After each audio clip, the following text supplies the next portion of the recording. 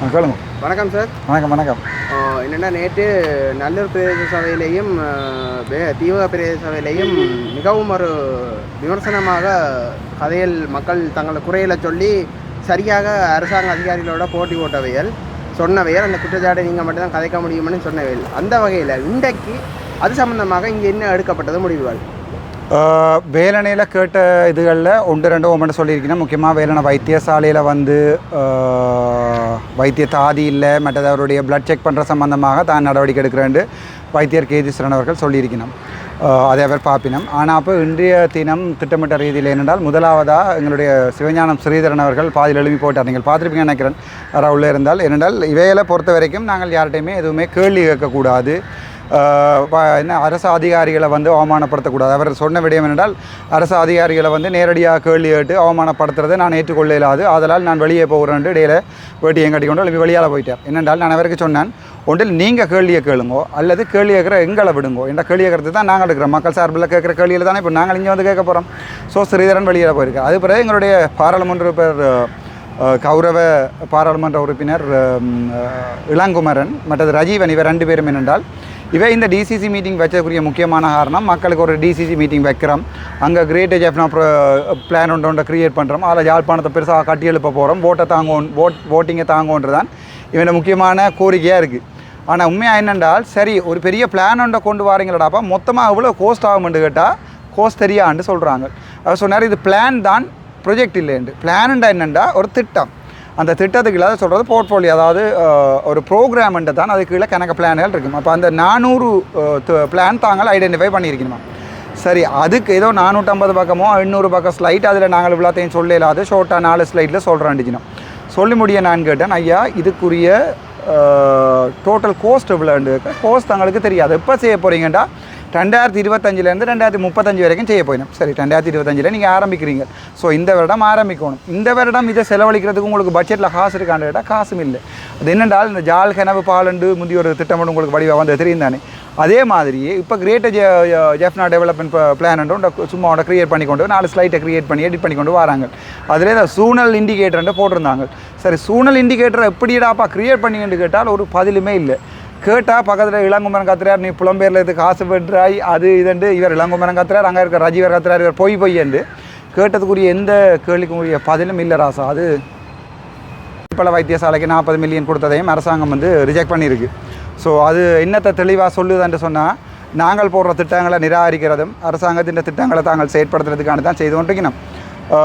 இதுக்குரிய பாரிய ஒரு விளைவுண்ட இன்னொரு 5 வருடங்களில் தமிழ் மக்கள் நாங்கள் ஃபேஸ் பண்ண வேண்டி வரும். தமிழ் மக்கள் தான் அது சம்மந்தமாக யோசிச்சு டிசைட் பண்ணணும். இந்த முறை உள்ளூராட்சி சபை தேர்தலாக இருக்கலாம், அடுத்த வருடம் வடக்கு மாகாண சபை தேர்தலாக இருக்கலாம். அதில் என்ன நடக்க போது, யாருக்காக நாங்கள் அடிபட்டம் இந்த காலங்காலமாக வந்து எங்களுடைய சனம் 40,000 50,000 பேர் கடைசியாக 2009 பிறகு இனம் அழிந்தா பிறகு இந்த விபச்சார அரசியல்வாதிகள்கிட்ட அரசியல் விபச்சாரம்ன்றது எங்களுடைய சொந்த மக்களையே காட்டி கொடுக்குறது தான் அரசியல் விபச்சாரம்.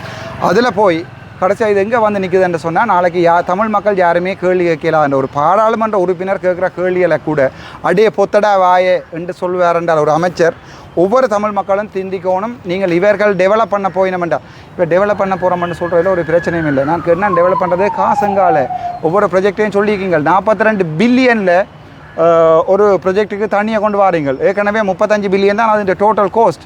38 பில்லியன் செலவழிச்சிட்டீங்க. மீசாலைக்கு இஞ்சால தண்ணி வரையில். அப்போ புங்குடுதீவுக்கு போகிறதுக்கு எவ்வளோ தண்ணி ஆகும், இன்னும் எத்தனை பில்லியன் எடுக்கும், எத்தனை வருஷம் கேட்டதுக்கு பதிலே இல்லை. ஏனென்றால் ஊழல் செய்கிற அரசியல்வாதியம் அதில் இந்த அரசியல் எங்கிட்ட பாராளுமன்ற உறுப்பினர்களுடைய கண்ணசைவலும். அப்போ நான் ரைட் அது சரி என்று அங்கே இருக்கிற அரசாங்க உத்தியோகத்தர்களுடைய கண்ணசைவுகளையும் பாராளுமன்ற உறுப்பினர்களுடைய கண்ணசைவுகளையும் அல்லது டேக்கில் வந்த கோடுகளில் சரி நான் இவரை கொடுக்குறேன்றதில் எல்லாத்தையும் பார்க்க என்ன செய்யுதுன்னு சொன்னால் அரசாங்கம் திட்டமிட்டில் இந்த ஊழல் அரசாங்க ஊழியர்கள் அவ்வளோ பேரையும் வந்து இந்த அரசாங்கம் திட்டமிட்ட ரீதியில் பாதுகாக்குது. அதில் தனிப்பட்ட ரீதியில் வந்து இவர்கள் தங்களுடைய லாபங்கள் அடையினம். அரசாங்கத்தில் இருக்கிற அரசு ஊழியர்களோட ஊழல்வாதிகளை பாதுகாத்தான் இவன் ப்ரொஜெக்டிலெல்லாம் இவன் நினைக்கிற மாதிரியே நடக்கும். உதாரணத்துக்கு என்ன மாதிரி ஒரு அமைச்சராக வந்தால் முழு அரசாங்க ஊழியர்கள் இருக்கிற ஊழல் செய்கிறார்கள் எல்லாரையும் வீட்டை அனுப்புவேன். ஸோ இதே மாதிரி ஆகிறார்கள் வந்து என்ன செய்யணும்னா காப்பாற்றணும். காப்பாற்றி இப்போ இவ்வளோ ஊழல் என்று கதைச்ச NPP அரசாங்கம் கேட்குறேன் 38 billion total, 35 billion total cost, 35 billion செலவழிச்சிட்டீங்க. அடுத்த வருஷத்துக்கு சேர்த்து 44-45 மில்லியன் போட்டுக்கிறீங்க. மொத்தமாக 50 பில்லியன் 2027 ஏன் இதில் மீசாலையில் தண்ணி நிற்குது, எப்போ புங்குடுதிக்கு போக மாட்டேன்னு கேட்டால் எழும்பி கத்துறார் எங்கள்ட என்ன இளங்குமரன். இதில் என்னென்றால் இதில் காவாலியல் முந்தியெல்லாம் நாங்கள் யோசித்தோம், இந்த அரசாங்கம் இந்த முறை பாராளுமன்றம் துடைத்தொதுக்கப்படும், காவாலிகள் இல்லாமல் போய் ஒரு நல்ல அரசியல்வாதிகள் வருவார்கள் என்று நாங்கள் எதிர்பார்த்தினாங்க. ஆனால் இந்த என்பிபி அரசாங்கம் திருப்பியும் ஒரு 4 காவாலிகளை தான் எங்களுடைய யாழ்ப்பாணத்துக்கு தந்திருக்கேன். ஏனென்றால் ஒரு அமைச்சர் அடேபிடேன்னு கத்துவேன். நான் கதைச்சினா நான் யாரையுமே வாங்க கொண்டு தான் கதைச்சேன். நான் யாரையுமே அடேபிடேன்னு கத்தையில் பொத்தடாவாயன்னு கத்தையில் கடைசியாக ஒரு நிமிஷம் குணேந்திரன் எங்களுடைய அப்பா பெரியதோ கதைச்சாலும் 3 ரூபாய்ன்னு சொன்னான்னு நினைக்கிறோம். அது அவருக்கு மட்டும்தான் கேட்டிருக்கோம். இப்படி ஒரு கேவலமான ஒரு இதொண்டை நாங்கள் யாழ்ப்பாணத்தில் தெரிவு செஞ்சுருக்கோம் என்றால் இளங்குமரை யாருக்கும் தெரியாது, அமர்ச்சர் சந்திரசேகரை யாருக்கும் தெரியாது, ரஜீவனை யாருக்கும் தெரியாது, பவானந்த ராயாவை யாருக்கும் தெரியாது. என்பிபி அரசாங்கம் வந்தால் எங்களுடைய நாட்டுக்கு ஏதாவது நினைக்க மாட்டேன். நானும் ஜனாதிபதிக்கு போட சொன்னால்தான், அவ்வளோ ஒரு முட்டாள் தான் நானும். இப்போ என்ன நடக்குது, ஆனால் நாங்கள் பாராளுமன்ற தேர்தலில் மிக தெளிவாக டிசைட் பண்ணி போட்டோம். அதோட முதலாவது வரவு செலவு திட்டத்துக்கு நான் நல்லா இருக்கேன்ட்டு சொன்னேன். நான் புத்தகங்கள் எடுத்து பாய்க்கல. இதானப்போ அந்த புத்தகத்துக்குள்ள கேட்ட கேள்விக்கு கூட பதில் சொல்லலாண்டா. இப்போ இந்த என்ன அடிப்படையில் இந்த புத்தகத்தை நீங்கள் அடைச்சினீங்க சொல்கிறீங்க. கிரேட் ஜெஃப்னா டெவலப்மெண்ட் ப்ராஜெக்ட் 2025 2035 வரைக்கும் நடந்து ஒரு பொய் கண்டுடைப்பு என்றால் இதில் பாருங்க 2025 2027 இருக்கிற 3 வருடத்துக்குரிய ப்ராஜெக்ட் எல்லாம் இதில் எழுதியிருக்கணும். ஆகவே அந்த கிரேட் ஜெஃப்னா டெவலப்மெண்ட் ப்ராஜெக்ட் தொடங்கினா இந்த 3 வருடத்தை 25 26 27 காசு ஒதுக்கணுமோ இல்லையோடாப்பா. அப்போ நான் கேட்டேன், இந்த இதுக்குள்ளே காசு இருக்கா? இங்கே ஹாட்டு இல்லை. 500 மில்லியனை கொண்டு வரார் அமைச்சர். எங்கேயோ இருந்து கேட்டதுக்குரிய இந்த கேள்விக்குரிய பதிலும் இல்லை. இது என்னென்றால் இது சும்மா ஒரு கண்டுடைப்புக்காக வைக்கப்படுற ஒரு கூட்டம்.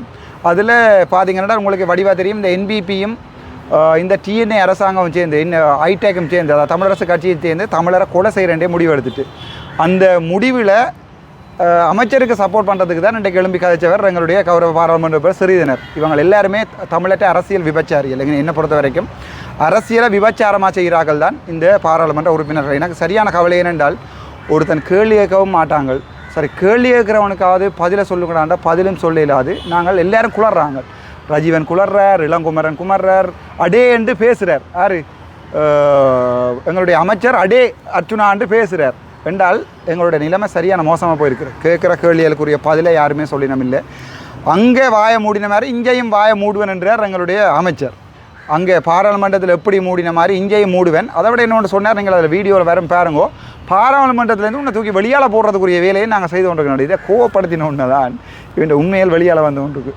ஒரு சனம் என்பிபிக்கு இந்த முறை வாக்கு போடுமா இருந்தால் நீங்கள் எங்கள்கிட்ட தலையில் வைக்கிற கொல்லி எண்ணெய்க்கிறேன் என்னுடைய தலையில் இல்லை. நான் நாளைக்கு டாக்டராக போய் விளையிடுவேன், இங்கே இல்லாண்ட ஒரு நாட்டில் போய் வெளிநாட்டில் போய் உழைச்சிட்டு நான் போயிடுவேன். ஆனால் நான் போக மாட்டேன். நான் சாகும் வரைக்கும் இங்கே இருந்தான் சாவேன். ஏனெண்டா எல்லாருமே இப்படி விட்டுட்டு போயிட்டு இப்படியான மனநோயாளிகளோட சண்டை பிடிக்க இளங்கோமரனுக்கு ஒரு சில விடயங்களை இப்போ தம்பி ப்ரொஜெக்டில் இருக்கிற காசு எங்கேன்னு கேட்டால் அதுக்குரிய ஃபைலை சொல்லணும். அதை விட்டு போட்டு இவர் என்ன ஸ்கூலில் ஜெஃப்னைனில் 2005ஆம் ஆண்டு குணேந்திரன் லஜீவன் உட்பட இதில் பார்க்குற எல்லாருக்குமே தெரியும், நாங்கள் ஒரு கட்டமைப்பு கீழே அவங்க அந்த நேரத்தில் போய் ஆமி ரோந்து போய்க்குள்ள கூட விடயங்களை செய்தார்கள். 2005 ஜெஃப்னைண்டு பட்ஜ் என்றால் யாழ்ப்பாணம் முழுக்கவே தெரியும். நாங்கள் எங்களோட ஜெஃப்னைண்டு கொலிச்சிக்கு முன்னால் உள்ளுக்குள்ளே இப்போ பாரதியார் சிலை இருக்கிற இடத்துல எங்கள்ட ஜெஃப்னைண்டு கொலிச்சிக்கு உள்ளாலேப்போ நாங்கள் எங்களுடைய மாவீரர்களை ஞாபகப்படுத்துறதுக்காண்டி 2002ஆம் ஆண்டு அல்லது 2003ஆம் ஆண்டு 2002ஆம் ஆண்டு சமாதான நேரத்தில் துவக்கு வச்சு அதுக்கு மேலே தொப்பி வச்சும் காட்டினார்கள். அதே இந்த குணேந்திரன் மாதிரியான இந்த இளங்குமரன் மாதிரியான அள்ள கையால் என்ன சொல்லுதண்டா, யாழ்ப்பாணத்துக்கு முன்னால் இயக்கத்திராடி வேணுங்க அப்பாடா இயக்கத்தில் காவல்துறையில் 3வது இடத்துல இருந்தது. 2வது நடேசருக்கு அடுத்தது பெரிய உடுப்பு போடாதாக்களில் பெரிய உடுப்பு காவல்துறை உடுப்பு போட்டாக்களில் பெரியாக்கள் இருந்தவர். அதோட என்னோட இருந்தவன் தான் அர்ச்சுனா விஜயகாந்தன், மற்றது சிவதர்சன், அது குணேந்திரன், இப்படி எத்தனையோ லஜீவன் எல்லாருமே செத்துட்டாங்க. நிலாண்டின் 2004 பேட்ச் அவன் கூட சூடு வண்டி செத்தவன். இப்படியான ஒரு கைக்கூலியல்ன்ற வேலையிலால் இவன்கள் எங்களுக்கு யாழ்ப்பாணம் இந்து கல்லூரியை பற்றி கதைக்கிறாங்க. இவர் சொல்கிறார் யாழ்ப்பாணம் இந்து கல்லூரியில் என்ன இப்போ இயக்கம் எனக்கு அடித்ததோ ஏதோ ஒன்று சொல்லி அப்பா இயக்கத்தில் பெரிய விரசாக இருந்தவர். இருந்தாலும் எங்களுடைய தமிழ் மக்களுக்கு இது ஒரு பெரிய ஒரு சவாலாக வரப்போகுது. இந்த தமிழரசு கட்சி என்ற ஒன்றும் அதை விட இந்த என்பிபி என்றதும் தமிழ் மக்களுக்கு எழும்பவே இயலாத ஒரு சிறைக்குள்ளே கொண்டு எங்களோட மக்களை விட போது இன்றைய தினம் சொல்லியிருக்காரு. அடே என்றார், இர்ராண்டர், ஒரு பாராளுமன்ற அமைச்சரும் அப்படி கேட்கணும். நான் ஒரு வசனம் கூட திருப்பி அப்படி கேவலமாக கதைக்கிறேன்னா நான் படித்தவன். நான் படிக்காத ஆக்களை கூட சொல்லல. இவர்களை மாதிரி ஆனாக்களை கொண்டு நாங்கள் பாராளுமன்றத்தில் விடையில்லை. என்பிபியின் உண்மையான கலர் இன்றைக்கு தானே தெரிஞ்சு என்னென்றால் அடே மூர்ரா வாய பொத்தடா ஆண்டெல்லாம் கதைக்கணும் டிசிசி மீட்டிங்கில். அவ்வளவு கேவலமாக இருந்த டிசிசி மீட்டிங் எனக்கு வெட்கி தலை குனிரன் இப்படியான ஒரு டிசி மீட்டிங்கு போனதுக்கு. அது மட்டும் இல்லை, டிசிசி மீட்டிங் இன்றைக்கு இடையில நிறுத்தப்பட்டதா? டிசிசி மீட்டிங் வந்து கடைசி நேரம் ஒரு ப்ராஜெக்ட் ஒன்றை கொண்டு வந்து தாங்கள் போட்டு காட்டி இதை செய்ய போய் என்ன பண்ணோன்னா அதுக்குரிய கேள்வியில் கேட்டவுடனே பதில் இல்லாதால் எழும்பி குழப்பி ரஜீவனாக்கள் எழும்பி குழப்பி எங்கண்ட இவர் என்ன பேர் இளங்குமரன் எழும்பி குழப்பி திட்டமிட்ட ரீதியில் இந்த டிசிசி மீட்டிங்கில் ஏதோ தாங்கள் ஏதோ எழும்பி குழப்பிட்டோம்ன்ற மாதிரி உண்மையாகவே பொதுமக்களுடைய குரலை தான் நாங்கள் கேட்குறோம். அதோடு நான் வைத்தியசாலையில் ட்ரெண்டுக்கு சாவச்சேரி வைத்தியசாலைக்கு 53 மில்லியனும் மாறி சொல்கிறனோ தெரியல, எக்ஸாக்டாக ஞாபகம் இல்லை, மொத்தமாக 93 அதில் நாங்கள் இதுகளுக்கான நடவடிக்கை எடுப்போங்கிறத நாங்கள் இந்த இடத்துல நாங்கள் ஒரு தீர்மானமாக நிறைவேற்றுவோம். ஒன்று ஏனிசாப்பி கெஜியக்கீரை பிரேரணையும் கொண்டு வந்திருக்கிறோம். இது பல தடவை பேசப்பட்ட விஷயம். 1000 பேர் இந்த ஃபார்மில் வேலை செய்து குண்டசாலை ட்ரைனிங் காலேஜும் திருநெல்வேலி ட்ரைனிங் காலேஜும் வட்டக்கட்சியும் சேம் டைம் உருவாக்கப்பட்ட விவசாய பாடசாலை. இன்றைக்கு குண்டசாலையும் திருநெல்வேலியும் நடந்துள்ளது. ஆனால் வட்டக்கட்சி மூடப்பட்ட நிலைதான் இருக்கு. 1000 பேர் வேலை செய்த வேலை வாய்ப்பு கொடுக்கக்கூடிய ஒரு இடம் இன்றைக்கு இராணுவத்தின் முகாமாக இருக்குது. அது விவசாயம் இல்லை. இன்றைக்கு அங்கே விவசாயம் இராணுவம் தான் செய்யும். ஏன் இராணுவம் பாதுகாப்பு பிரச்சனையை பார்க்க வேண்டிய இராணுவம் அதை வடக்கு மாகாண விவசாய அமைச்சிட்டு ஒப்படைச்சிட்டு பிரச்சனை முடிக்குது. அவரோட ஒரு திட்டத்தை கொண்டு வந்து ஏதாவது ஒரு நாட்டின் உதவி இல்லாத திரும்பவும் விதை உற்பத்தி உட்பட அந்த பண்ணையை கொண்டு போகலாமே. விவசாய அமைச்சின் செயலாளர் இருக்கிறீங்களா வடக்கு மாகாணம்? சொல்லுங்களேன். உங்களோட இதுக்கான இந்த ஃபார்ம் இருக்கு 441 ஏக்கர். அதில் ஆக 30 ஏக்கர் தான் நான் நினைக்கிறேன் உங்களோட கையில் இருக்கு. 31 ஏக்கர் இருக்கு. 410 ஏக்கரும் மாமியின் கையிலான் இருக்கு. இப்போ அவையிட்ட கையளிச்சா இப்ப திரும்பவும் ஒரு கிட்டத்தட்ட இது நாள் வரைக்கும் நீங்க உங்களால அந்த காணியை மீள பெற்றுக்கொள்வதற்காக எடுக்கப்பட்ட நடவடிக்கை என்ன அப்படிங்க சொல்லுவீங்களா?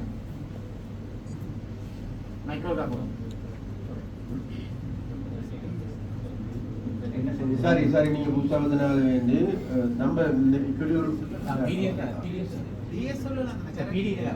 பீடியா சொல்லுங்களேன்.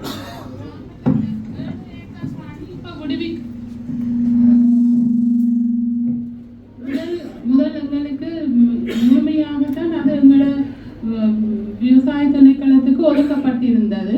ஆனால் பிறகு அதுல 31 ஏக்கரைத்தான் நாங்கள் பயன்பாட்டுக்கு எங்களுக்கு தரப்பட்டிருந்து மிகுதி காணி வந்து இராணுவத்தால பயன்படுத்தப்பட்டு வந்து கொண்டிருந்தது. அதுக்கு அதை கேட்டு பெற மாதிரியான நிலைமை இருக்கையில இப்ப வந்து 7 ஏக்கர் காணியை விடுவிக்கலாம்னு சொல்லி இருக்கிறோம். அதை நாங்கள் எங்களோட பிரதம செயலாளர் ஊடாக அதை விடுவிக்கும்படி கேட்டுட்டோம். அதில் சில கட்டடங்கள் இருக்கிறது என்று சொல்லியும் அதை நாங்கள் எங்களுக்கு தரத்துக்கு கேட்டிருந்தவை நாங்கள் சொன்ன அதை நாங்கள் பணம் கட்டி செலுத்தி பெற வேண்டிய தேவையில் எல்லாம் அரசாங்கத்துக்குரியது தானே என்றபடியா அந்த கட்டடங்களையும் சேர்த்து இலவசமாகவே அந்த காணி எங்களுக்கு ஒதுக்கப்பட்ட காணியை 7 ஏக்கரையும் திருப்பி எங்களுக்கே தருமாறு நாங்கள் கேட்டிருக்கிறோம். அதை தவிர ஏனைய காணிகளையும் அது எங்களுக்கு ஒதுக்கப்பட்ட காணி என்றபடியே எங்களுக்கு தந்தால் நாங்கள் அதனை பராமரிக்கக்கூடியதாக இருக்கும். ஆனால் எங்களுக்கு இப்ப அந்த 31 ஏக்கருக்கு அதை நாங்கள் பராமரிப்பதற்கான ஆளணி தான் எங்களுக்கு ஒதுக்கப்பட்டிருக்கு. அதுவும் இப்ப எங்களுக்கு சரியான வேகன்சி இருக்குது. அந்த முழுமையாக அதை தரும் பட்சத்தில் அதற்கான நிதி ஒதுக்கீடுகளும் ஆளணி ஒதுக்கீடுகளும் கட்டாயமாக மேற்கொள்ளப்பட வேண்டும். அப்படி மேற்கொள்ளப்படும் பட்சத்தில் அதை பராமரிக்கிறதுக்கு நாங்கள் தயாராக இருக்கின்றோம். ஆமா, ஒரு விஷயம் கூட இதுல அவர் கேட்டவர் என்னன்னா, நீங்க என்ன முயற்சிகளை இதுவரையும் எடுத்துக்கிறீங்க? நான் சொன்ன நாங்கள் போராட்டம் நடத்தி இருக்கிறோம். பாராளுமன்றத்தில் ஒத்துழைப்பு போல பிரேரணை கொண்டு வந்திருக்கிறோம். பாராளுமன்றத்தில் கேள்வி போட்டு அதுக்கு விட இருக்கிறார்கள். ஆனால் இன்றைக்கு ராணுவத்துக்கு தான் அந்த காணி இருக்குது. உங்களுக்கு தெரியும் குண்டசாலை எப்படி வளர்ந்துருக்குது, திருநெல்வேலி எப்படி வளர்ந்துருக்கு. ஏன் சமகாலத்தில் உருவாக்கப்பட்ட வட்டக்கட்சி விவசாய பாடசாலை மூடி கிடக்குது. அங்க ஃபார்ம் இயங்குது இல்லை. உங்களோட பக்கத்துல எனக்கு பலகீனம் இருக்கு. நீங்களும் தயவு செய்து ப்ளீஸ் உணருங்க. உங்களோட பக்கத்துல இதுக்கு ப்ராஜெக்ட் இல்லை. ஏதாவது ஒரு நாட்டுகிட்ட அல்ல வேர்ல்ட் பேங்க் கிட்ட இல்லை ஆர்டியா நீங்க இதுவரைக்கும் ஒரு திட்டம் கொடுத்துருக்கீங்க, கேட்டதும் இல்லை. நீங்க அதை பற்றி சிந்திச்சதும் இல்லை. அங்க உள்ளாக்கள்கிட்ட எத்தனை பேருக்கு வேலை கொடுக்கலாம், இது எப்படியான நிறுவனம் கூட நீங்க சொல்ல தயாரில்லை. நீங்க இப்ப என்ன கேட்குறீங்க? காணியை கொடுக்குறா எங்களுக்கு ஆரணி தரணும், காசு தரணும். முதல் காணியை விட சொல்லுங்க. உங்களோட கையில காணி வரட்டும். 441 ஏக்கர்ல உங்கள்ட்ட 31 ஏக்கர் தான் இருக்குது, 7 ஏக்கர் தான் இப்ப ஆமி கட்டடத்தோட விடுறேன்னு சொன்னால் மிச்ச காணி ஆமி வச்சிருக்கட்டும்னு சொல்றீங்களா? நீங்கள் இப்படி காய்ச்சி தான் இவ்வளவு காலமும் கொண்டு போறீங்க. தயவுசெய்து இப்பயாவது யோசிங்க. முதல் முழு காணியும் ராணுவத்திலிருந்து விடுங்க. வயற்காணி தானே அது, மிச்சம் வயற்காணி எத்தனை, அதுல விவசாயம் செய்கிற பயிர் செய்கிற காணி எத்தனை ஏக்கர், வயல் செய்கிற எத்தனை ஏக்கர்னு வடிவா சொல்லுங்களேன். அதை சொல்றதுக்கு உங்கள்ட்ட தெரியுது இல்லையா? உங்களுக்கு சரியா உங்கள்ட்ட அதுக்குரிய விட இல்லை. කවුරු පාර්ලිමේන්තු වල කෙනෙක් වුණා. මේක අපි කතා කරන්නේ ඔයගොල්ලෝගේ CST ගැන. දැන් මේක හමුදාවෙන් බදාරිය ඉන්නවනේ. එතකොට මෙතනින් 441ක් තියෙනවා. ඒක මම හිතන්නේ ආරක්ෂාවකට අදාළ නැති එකක්. දැන් අපි වහා කරගෙන කියන්න බෑ කවුද ඒක අදාළ එතනද? එතකොට අපි මේකෙන් වහානේ කරන්නේ. වහා කරගෙන කියන්න බෑ මේක ආරක්ෂාවකට තියාගෙන ඉන්නවා කියලා. මම කියන එක ඇත්තද නැද්ද? එතකොට මේක අපි ඉල්ලන්නේ ඔක්කොම තියෙන්නේ 441යි. ඒකින් මම හිතන්නේ දැනට දෙන්න පුළුවන් කියලා ඔයගොල්ලෝ කියලා තියෙන්නේ 7යි. ඉතුරු 31ක් හිමීට දෙනවා කියලා කියලා තියෙන්නේ. දැන් ඇත්තම ගන්නවා නම් තුනක් තියෙනවා. එimhe ඇග්‍රිකල්චර් ස්කූල්ස් තුනක් තියෙනවා. තින්නවැලි එකක් තියෙනවා. තව එකක් තියෙනවා. මේක තුන්වෙනි එක. ඇත්තටම මේ ප්‍රදේශයේ ඉන්න කාටවත් මේක පාවිච්චි කරන්න බැරි වෙලා තියෙන්නේ ඔයගොල්ලෝ මේක තියාගෙන ඉන්න එක. මේගොල්ලෝ දැන් මේක ආරක්ෂා විදිහට මේක තියාගන්නවා නම් කරුණාකරලා අපිට කියන්නේ කොයි සම්බන්ධවද මේක තියාගෙන ඉන්නේ. අපි අහන්නේ දැන් මේකෙන් ඔයගොල්ලෝ මහා කරගෙන කියන්න බෑ මේක ආරක්ෂාවට තියාගෙන ඉන්නවා. දැන් ඔයගොල්ලෝ කැම්ප් එකක් තියෙනවා. ඔයගොල්ලෝගේ වෙපන්ස් තියෙනවා. එතකොට අපිට කියන්න පුළුවන් ඔයගොල්ලෝ ආරක්ෂාවට තියාගෙන ඉන්නවා කියලා. දැන් මේක පහ කරගෙන කොහොමද මේ ගවර්න්මන්ට් ලෑන්ඩ් එක තියාගෙන ඉන්නේ? ඔයගොල්ලෝ කරුණාකරලා ඔක දෙන්න පුළුවන්ද නැත්ද? දෙන්න බැරි නම් අපි වෙන කටයුතු කරන්න කියලා තමයි මේගොල්ලෝ ඒක ගැන තමයි කතා කරගෙන හිටියේ. ඒකවල තමයි ඒක මම ට්‍රාන්ස්ලේට් කරනවා. ඔයගොල්ලෝ දෙන්න පුළුවන්ද බැරිද? ලෑන්ඩ් එක ගවර්න්මන්ට් ලෑන්ඩ් එක. මයික් එක දෙන්න. මයික් එක උඩ පොඩ්ඩක්. මයික් එක උඩ. அரச நிலமண்டா ஆமை பிடிக்கலாமா? பண்ணதானே விவசாயம் பண்ணதானே. அப்புறம் கவர்மெண்ட்ல அந்த தோணுங்க காரணம் நான் this is related to government lands, but they are not using that weapons. The old person is working, the CST persons, they are agriculture is doing as per as the අවුරුද්ද දෙපාරක් කරනවා. ඒ ආදායම රජයේ ගිණුමට දෙනවා.